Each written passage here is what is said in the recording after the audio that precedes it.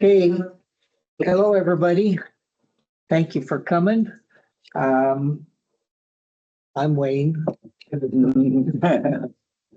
So we want to take about 10 or 15 minutes here just to introduce you to Thomas B. Dean, Tom Dean. And let's see, we've got people on this side, so I'll sit on over here so they can see it as well. Tom happens to be in town just for today. He's actually on his way on a cross-country trip. We headed down to Sacramento today. And then I think on Tuesday or Wednesday, taking a train all the way back on the country to Washington, D.C., where he lives.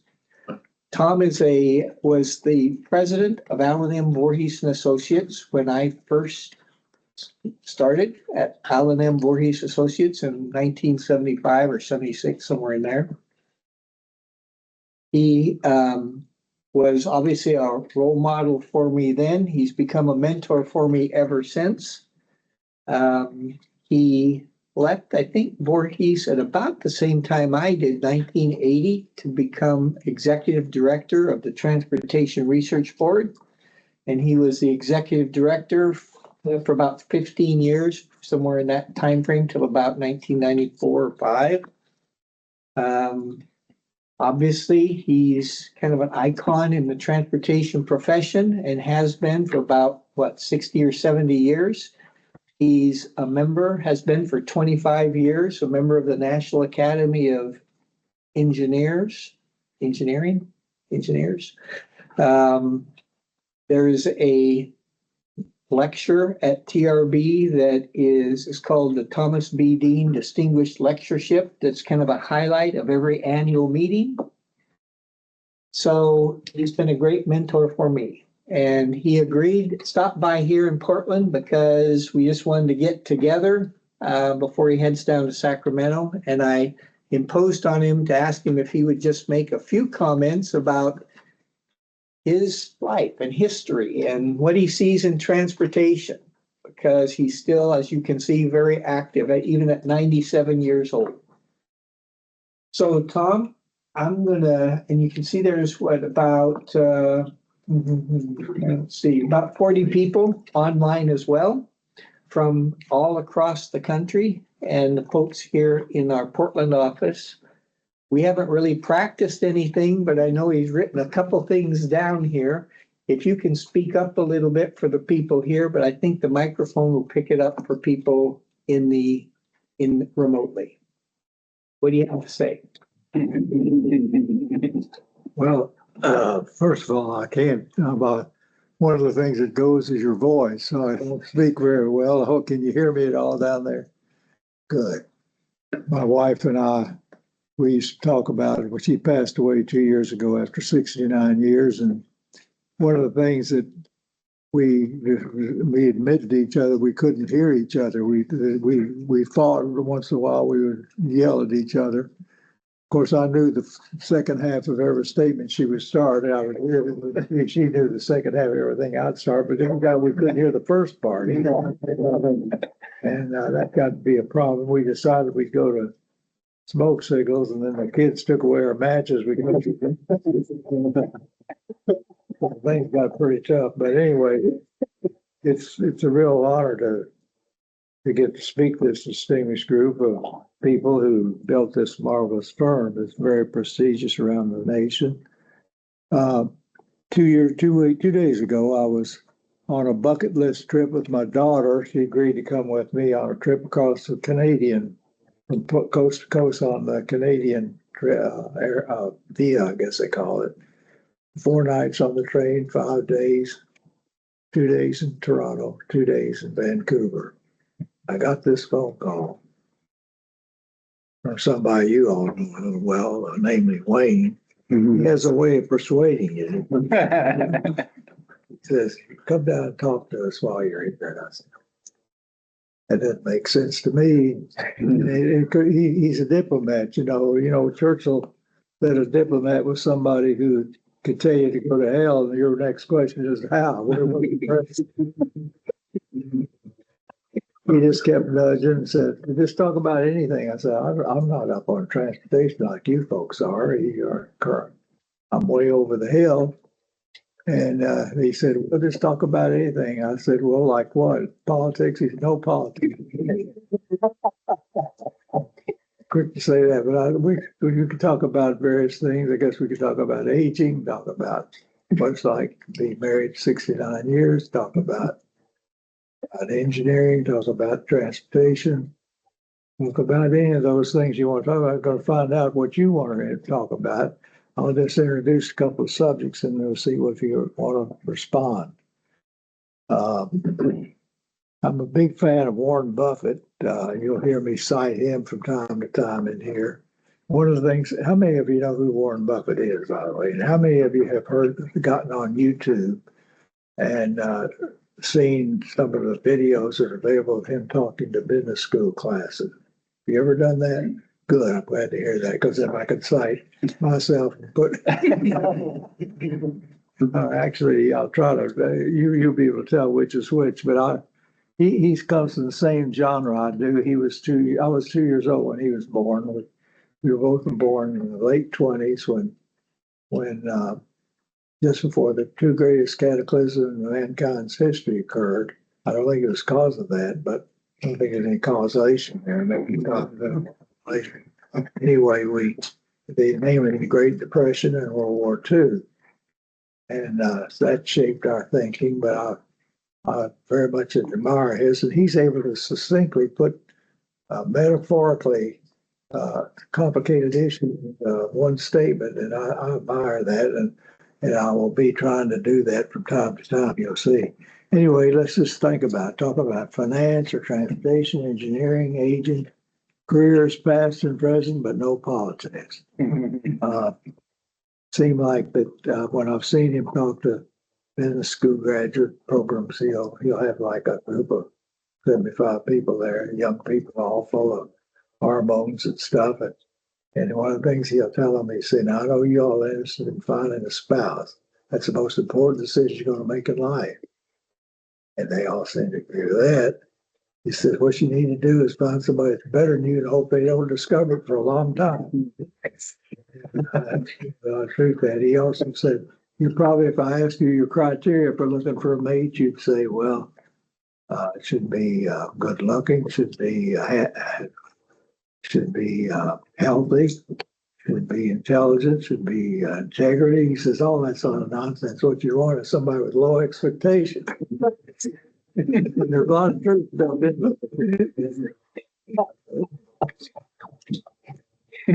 I still live in the same house I lived in for 32 years, still manage my own finances, make good money in the stock market, selling call options and investing long-term things, spreads and straddles and all that stuff.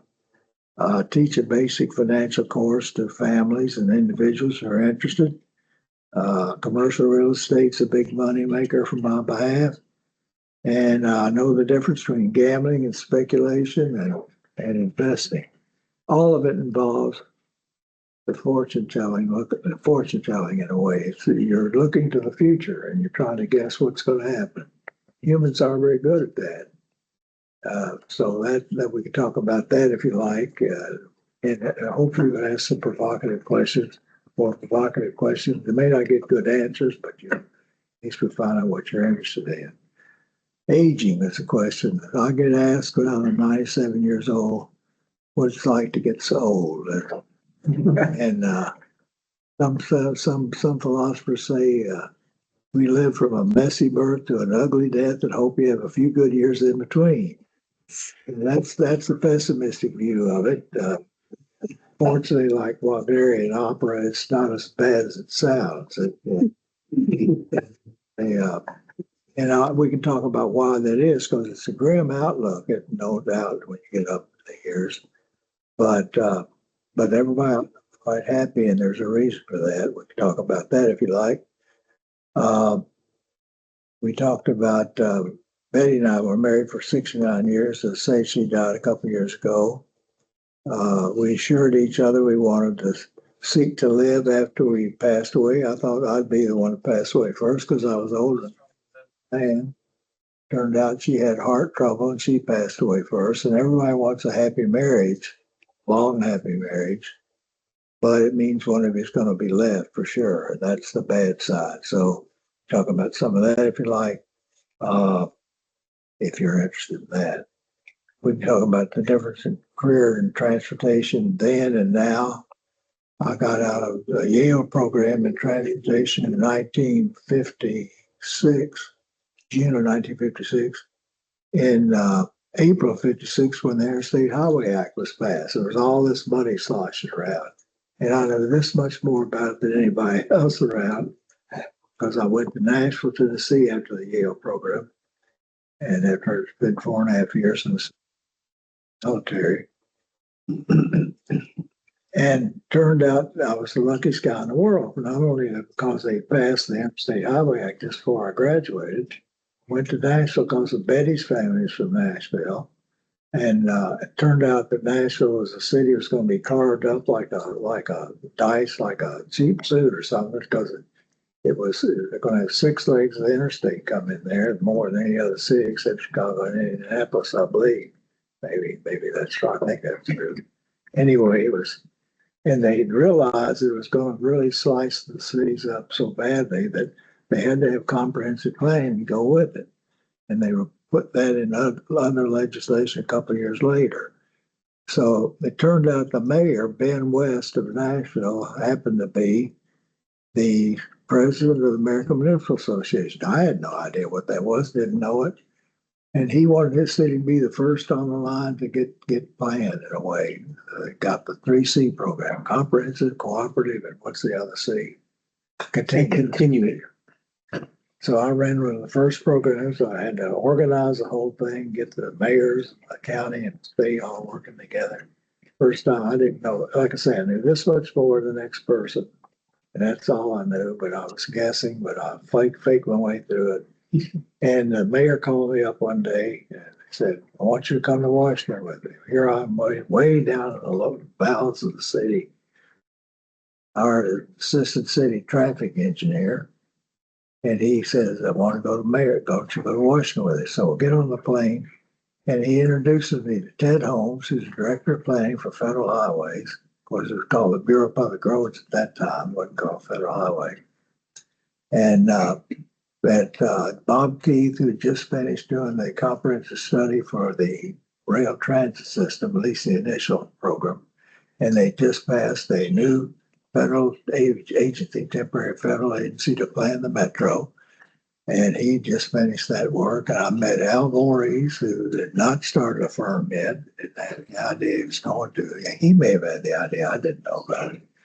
And met the other people very important to me. And then 5 years later, I get the call from Bob Keith, who wants to hire me to come to Washington to plan the metro. And I ended up as a lowly highway planner in that organization, but a roadster director of planning for it. And of course, that's the biggest engineering program around. And engineers, the director of planning for that's got some credentials. We went to Al Voorhees, who hired me away from that, and I became the transit planning partner for that organization. And we had a technology that was needed around the world. In other words, what I'm describing is a real lot of luck that just fell into place. But as Wayne and I were talking about it yesterday, there were other people in that cohort who came through about the same time, and they didn't do as well. So what's the secret of a good career? We can talk about that if you like. Let's see what I found out there. I typed this up last.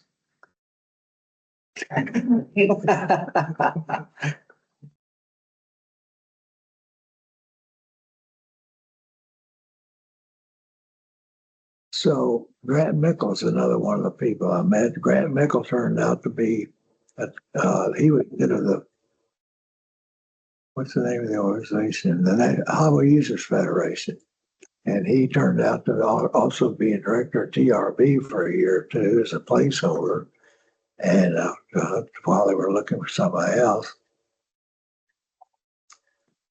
So let's do some questions. Let's from this point we can talk about if you ever watch, as I say, Warren Buffett, he goes to these business schools and he throws this stuff out and they start asking questions. The tougher questions says the better it'll be.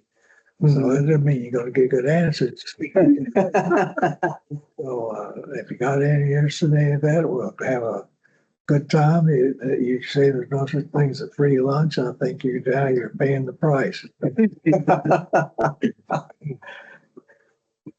So I've got a question for you. I guess with a career that's spanned so many decades, what has been the most surprising technological advancement in the transportation sector that has left an impression on you? no idea. In fact, as TRV director, I prepared a lecture that I would use sometimes. The universities would invite me to come and speak. And I tried to look at the future. And I remember about 25 years ago, I did one for Rutgers, I think. And I talked about all the things that could possibly happen. I didn't even mention this. We had no idea this thing was going to have such an impact. It's incredible on every aspect of life, including transportation. Yeah, it came from outside of transportation. I mean, it's those things that affect everything in the world that are probably most impactful. I think that's what AI is doing too. It's not just transportation, it's everything. How about going back to the metro? You helped design it. Was there, for example, the most recent line that has been built out on that was a silver line, I think. And obviously it's pretty important, but I think back when it was first being designed, Tyson's Corner probably wasn't very much. Did you have any vision of that growth within the city of DC and that surrounding area for how this metro system might grow in the future, not just what it was serving at the moment? Good question. Excellent question. As AI would say. It's our mandate was not only to plan the metro, there was a lot of opposition to a lot of the freeways that were planned for Washington. And while I'd been part of the program down in Nashville, the mayor was anxious to get these monies to build roads within the cities. And now it's kind of like the dog had caught the car. And now that we had the money, what is he going to do with it? My gosh, it's going to destroy the city. So there were a lot of opposition to the highways that were planned. Our job was to make a comprehensive program. So fortunately, when I got there, I don't know how deep in the weeds to get with this. Everything I say, I think of something else I should say. I met a fellow named Lee Mertz. Lee Mertz was on loan from the federal highways as the highway planner, part of the equation of how to do the 3C program for Washington, D.C. We had a new O&D being planned. And so he and I agreed. We hit it off very well. We agreed we were going to prepare a set of numbers. They wouldn't argue about the numbers. They'd argue about what they meant. Some leadership. And because otherwise they'd be fighting about how many transit riders would be and all that. So we jointly developed the first modal split model that had been done and tied on to the otherwise highway program. But most cities were not planning for combination, so it was unusual to deal with that. So I remember we came out with the first set of numbers and we did some alternatives analysis. And I remember they had a district commissioner at the time. The district didn't have a mayor. They had a head of somebody appointed by the Corps of Engineers, I believe was the district commissioner. He came over and he was not happy with the cutback on some of the roads. Turned out also that there was a lawyer who lived in the northwest quadrant coming down. There's a 8-lane freeway plan to come right through the middle of some of those expensive homes in Washington. that did not go down well. And he got to be an expert in modeling. He didn't, in those days you could have a computer, you figure the computer said it's got to be right. He didn't buy that. He knew about garbage in and garbage out, and he could argue just as well as any of it. Turned out later on I got to know him quite well, and he was a lawyer for the Southern Railroad anyway. His name, I can't remember what his name is anyway, it doesn't matter. So we eliminated the Northwest Highway. We eliminated 4 or 5 of the major freeways that planned. We planned to put Metro into their place.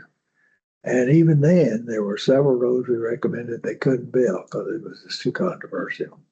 Now, it worked all right because the District of Columbia had been planned. We took the numbers. Lee and I agreed we'd take the numbers of different jurisdictions here. DC said they were a population, I think, of 800,000. They were going to grow to 950,000. And the outlying counties, each gave us their projections.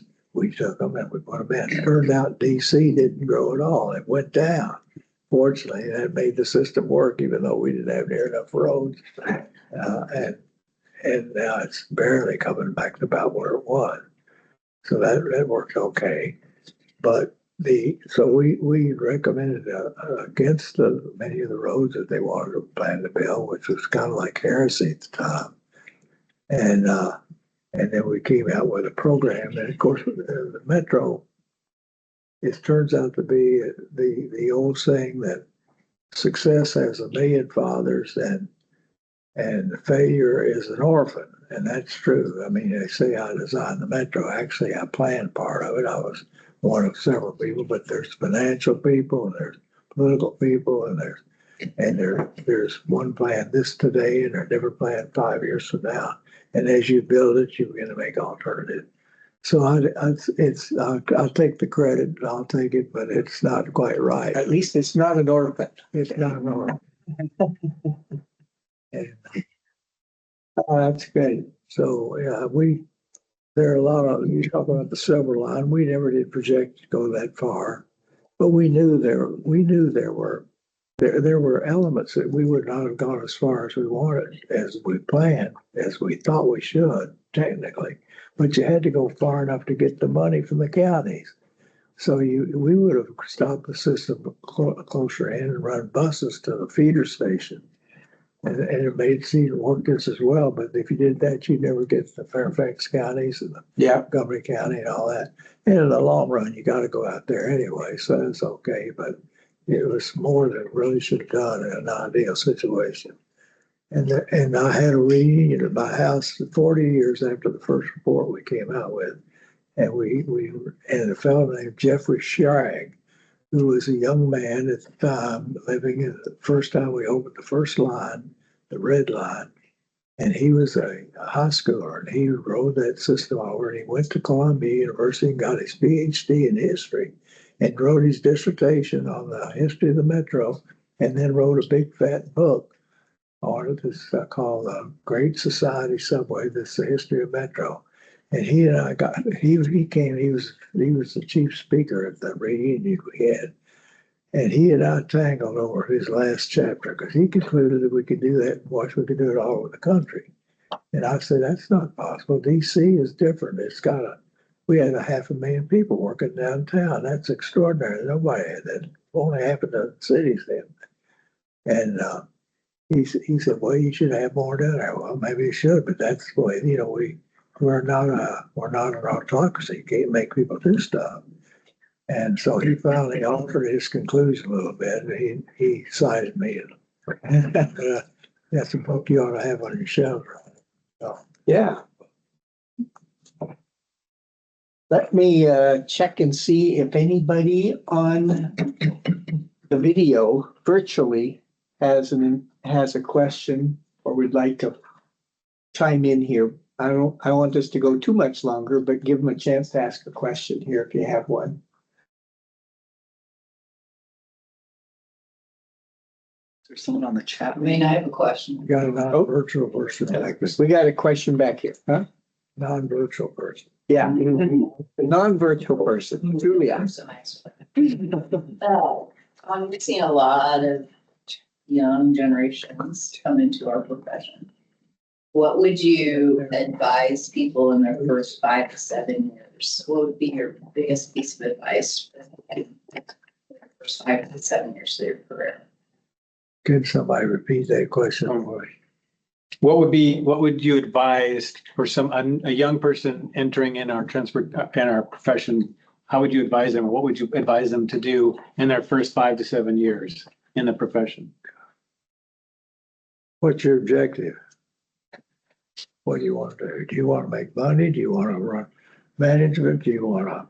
Yes, yes. I mean, that's a serious question. It sounds flippant, but the fact of the matter is, what my experience, and maybe yours is different, Wayne, but my experience was that you hire people out of school and they're very idealistic, and that's a good thing.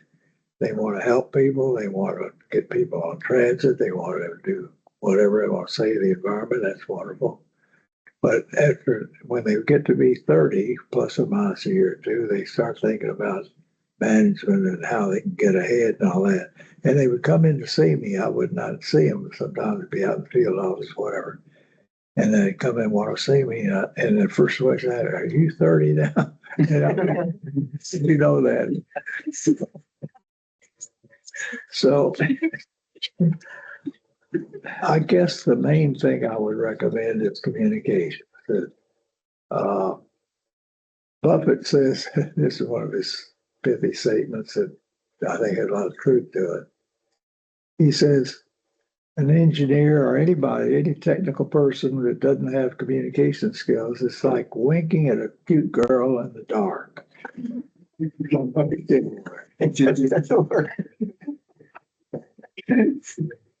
a lot of truth in it. And I mean, you can be as smart as you like if you can't get it across. And I spent my entire career hiring people smarter than me, trying to get people smarter than me. As Tom Larson told me once, he said, that's easier for you to do than other people, Tom.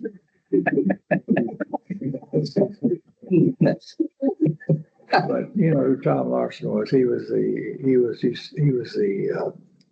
Federal Highway Administrator. He had been a professor of transportation at Penn State for years and attended every TRB meeting. He was really a great supporter. He was the chairman of my executive committee when it came to TRB.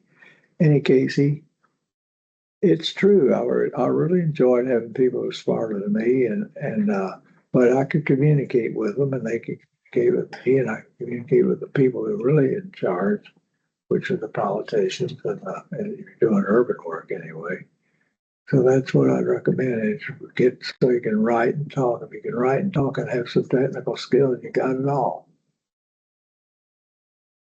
One of your saying, I learned a lot of sayings through you, Tom, and one of them that I've shared with the people here at KEI is that is one of the things you kind of passed on as your legacy statements after you retired from executive director of TRB. Said in transportation, oftentimes second best is good enough.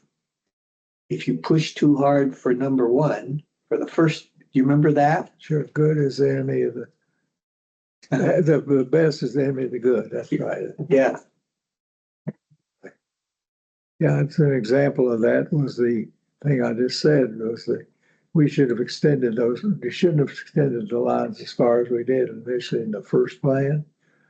But if you didn't, you couldn't achieve it at all. Yeah. So you had to do it anyway. So that sort of thing happens all the time. I'm sure there are other examples you must run into. I see some heads nodding. It happens all the time. And if you try to be too, they say that the engineering is the thing that makes life possible as we know it. And the art is the thing that makes it worth living. And there's some truth to that. And the artists will, and particularly architects, they'll go for they say they got to have it all and nothing, and they criticize each other and they go at each other like they're snarling dogs. But maybe they're right, but you got to face the fact that the guy who's got the gold makes the rule. It's a golden rule, Sometimes got the gold makes the rule.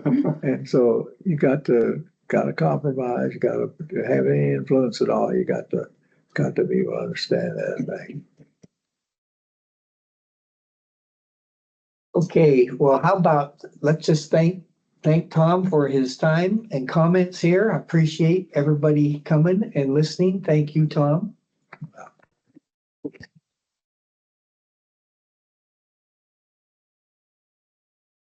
And you'll be, just continue on with lunch or whatever and conversation, and if you have individual questions you have for Tom, just come on up. I think we're gonna have to leave here, what time is it now? Probably have to leave in about somewhere between 15 and 30 minutes from now to get him to the Union Station for the next stage of his trip. Wow. Thank you very much, appreciate it. Are you taking the train down to Sacramento? Are you riding the train down to Sacramento and then from there all the way Yeah, back? I am. Yeah. It's a journey. Dude, somebody can add it up. Something for post. It's about it. Be a relative. I would do. This is the Canadian thing. It's a train. Yeah. Oh, yeah. Right. So, maybe China. And then days that Chicago. Oh, 3 days.